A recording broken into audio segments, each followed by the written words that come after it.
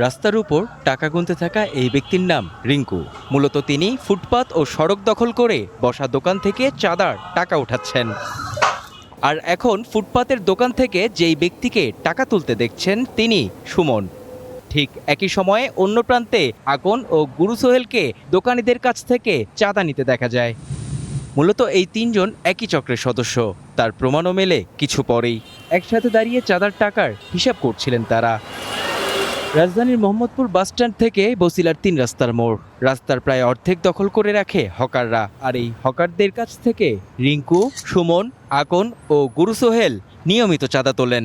সেই টাকা জমা হয় মোল্লা আলামিন নামের একজনের কাছে। চাঁদার টাকা নিতে অপেক্ষায় থাকতে দেখা যায় মোল্লা আলামিনকে। আবার এই আলামিন আরেকজনের হয়ে কাজ করেন, যার নাম কাইল্লা বাদল।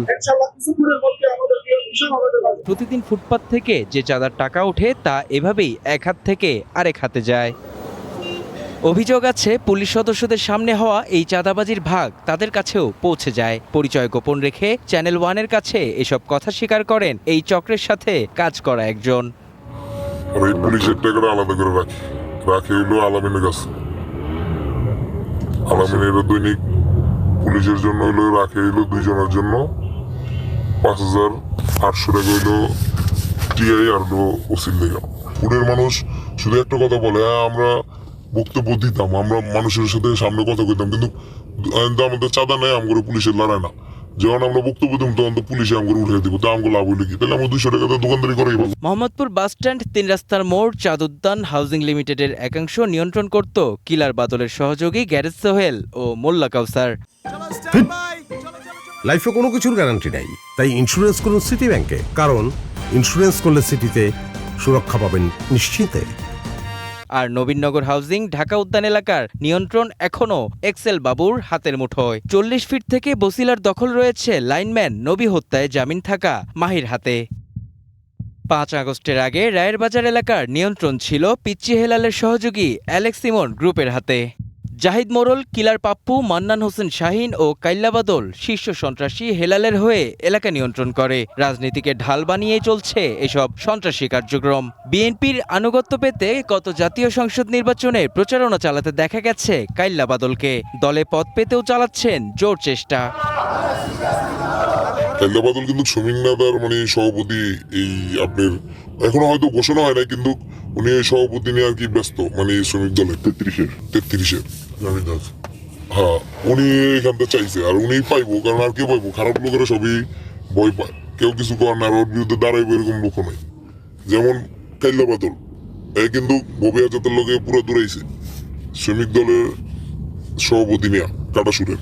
এই বিষয়ে ঢাকা 13 আসনের সংসদ সদস্য জানান, অপরাধের সাথে জড়িতদের প্রচলিত আইনে ব্যবস্থা নেওয়া হবে। আমাদের প্রত্যেকটা প্রচেষ্টা আছে, বাকি র্যান্ডম কথা, ও চাঁদাবাজ, ও এটা বাজ, ও এটা বাজ, প্রমাণ নিয়ে আসেন, হোক, তাহলে পুলিশকে তো ফুললি এম্পাওয়ার করা আছে। আমি বলছি না ভাই চাঁদাবাজি আমার এলাকায় বা অন্য কোনো এলাকায় নেই, পুরো ঢাকা শহরে আছে। এইসব ঘটনা আইন শৃঙ্খলা বাহিনী কতটুকুই বা জানে? অধিকাংশ শীর্ষ সন্ত্রাস মাফিয়া কিশোর চাঁদাবাজি করে কয় টাকা পায়? এই যে চাঁদাবাজি করে লোকালে দোকানপাটের থেকে চাঁদাবাজি করে কয় টাকা পায়? মূল চাঁদাবাজি তো হয়তো এই যে হাউজিং থেকে। হাউজিং এর পিছনে এদের উত্থানের বড় একটা ভূমিকা আছে, কারণ এগুলো ধরেন 2 লাখ টাকার জায়গায় 2 কোটি টাকা দাম হয়েছে। এই পুরো টাকাটা তো মালিক পায় না। এই যেসব বিভিন্ন জায়গায় চোর, সন্ত্রাসী, টাউট, বাটপার, চাঁদাবাজ এদের মধ্যে ভাগাভাগি হয়ে গেছে, এবং তাদের মাধ্যমে এই রসদ জোগানোর মাধ্যমে এরা দিনে দিনে মোটা হয়েছে। এবার কয়েকটি ঘটনার সূত্র মিলিয়ে দেখা যাক। গত 21 ফেব্রুয়ারি অ্যালেক্স সিমন গ্রুপের 2 জনকে কুপিয়ে আহত করে কাইল্লা বাদল চক্রের সদস্যরা। এদিকে এপ্রিলের 12 তারিখ থেকে 3 দিনের ব্যবধানে 2 জন কিশোর গ্যাং নেতা অ্যালেক্স সিমন ও লম্বু আসাদুলকে কুপিয়ে হত্যা করা হয়। অনুসন্ধান বলছে চাঁদাবাজি ও মাদক কেনাবেচাকে ঘিরে আধিপত্য বিস্তারের লক্ষ্যে এই হত্যাকাণ্ড, যা চ্যানেল ওয়ানের কাছে স্বীকার করে চক্রের একই সদস্য। ওদের তো সব মানুষ ওদের, এই যে এখানে যত সিন্ডিকেট যে কুবাকুবি করে, যে মারামারি করে, ছিনতাই করে, সব ওদের লোক। ওই 2 গ্রুপের ভাগ করা লোক, যে সময় যার গ্রুপ যে প্রভাব খাটাতে পারে। মূলত এই এলাকায় চাঁদাবাজি ও সন্ত্রাসের পেছনে রাজনৈতিক শক্তি সবসময় কাজ করেছে।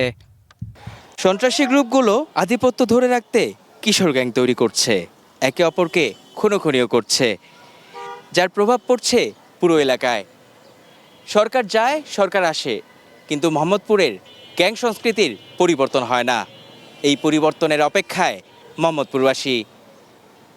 মেহেদী হাসান, ওয়ান নিউজ, ঢাকা।